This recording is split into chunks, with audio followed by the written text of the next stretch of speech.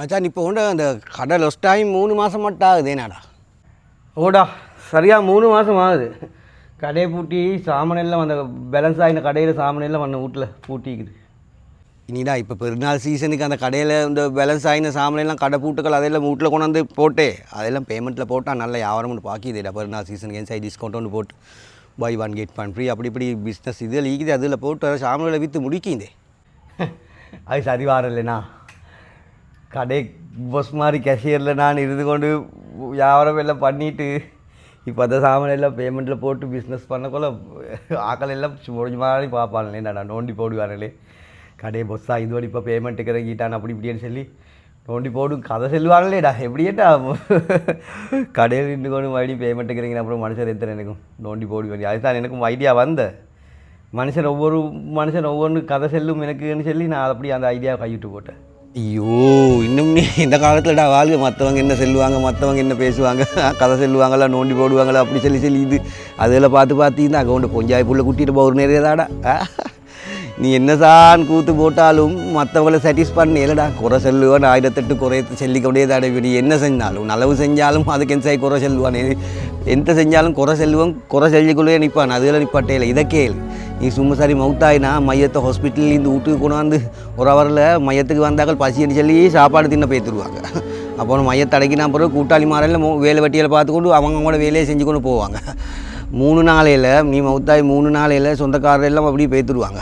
3 மாதம் ஆகக்குள்ள உன்னோட பொஞ்சாய் புள்ள குட்டிக்கும் கொஞ்சம் கொஞ்சமாக உன்னை மறந்து பேத்துடும்.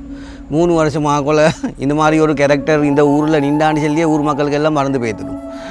ஒரு 5-6 வருஷம் ஆகக்குள்ள உன்னை போட்டு குழியில் போட்டு புதைச்ச குழியை மறுபடியும் தோண்டி அதில் வேறொருத்தரை போட்டு புதைப்பாங்க. விளங்கினா வேறொரு மையத்தை போட்டு அந்த கபரில் புதைப்பாங்க. நீ நீண்ட அடையாளமே இல்லா பேத்துடும் இந்த உலகத்தில். உப்பரிமா 60-70 வருஷம் ஏடா இந்த உலகத்தில் வாழ்க. அந்த குறுகிய வாழ்க்கையில் அடுத்தவங்களுக்காக வேண்டி வாழ்க மோடேனாடா. நீ எந்த செஞ்சாலும் இந்த சரியோடு குறையோன்னு மனுஷர் சொல்லிக்கொண்டே தான் நிற்பான். நீ செய்தது சரியண்டா, மார்க்கத்துக்கு முரண்பாடு இல்லைன்னு சொன்னாங்க. ஏடா மனுஷவங்க அடுத்தவங்க எந்த செல்லுவாங்க, அடுத்தவங்க இதாப்பாங்கன்னு யோசனை பண்ணிக்கிறேன். கண்ணாடி முன்னுக்கு பேத்து பாரு, ஒருத்தர் காணுவார். அதுதான் நீ அவருக்காக வேண்டி வாழ். 60-70 வருஷம் வாழ்க்கையில் அடுத்தவங்களுக்காக வேண்டி வாழறதுக்கு எங்களுக்கு எந்த திட்டா மூளை சரியில்லையாடா. கதை சொல்லிக்கொள்ளே தான் நிற்பான். உங்களை எந்த செய்வான்னு நினச்சி வாழாதே. உனக்கு சரியென்று செல்லுபடுக வாழ்க்கையை வாழ். சல்லிக்கார வைந்தவன் லொஸ்டாயின இப்போ இலையாகி உனக்கு ஏழ்மானமாகி அவரத்தை செஞ்சுக்கணும், ஜொப்பன்னு செஞ்சுக்கணும். நீ மறுபடியும் முன்னேறு வழியை பாரு. கதை செல்லுவன் வந்துக்கணும் உன் வீட்டில் நீ திண்டா குடிச்சான்னு சொல்லி என் தெரிய கைமாத்துக்கு சல்லித்தர போகிறல்லேடா. அதுண்டா உண்மை. லொஸ்டாகி வீட்டில் நிற்கக்குள்ள திண்டா குடிச்சான்னு கேட்கறதுக்கு ஒத்தனும் இல்லை. பயம். அவங்கள்ட்ட கடனுக்கு நாங்கள் சல்லி கேட்குமோன்னு சொல்லியும் பயம்.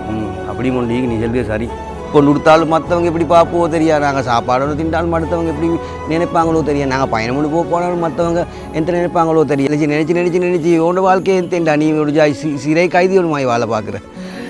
உனக்கு குறை செல்லுவங்கட வாழ்க்கையை கொஞ்சம் தேடிப்பாரே பேத்து 1008 ஊத்தால் அவங்களோட வாழ்க்கையில் இருக்கும். அதெல்லாம் மறைச்சி கொண்டு அடுத்தவங்களோட ஊத்தை கிண்டத்தான் மனுஷர் நிற்கிற. அடுத்தவங்களோட வாயை மூட எங்களுக்கு கேளடா இல்லைங்கண்ணா. எங்களோட வாயை மூடிக்கொண்டு எங்களோட வேலையை நாங்கள் செஞ்சு கொண்டு போகணும்.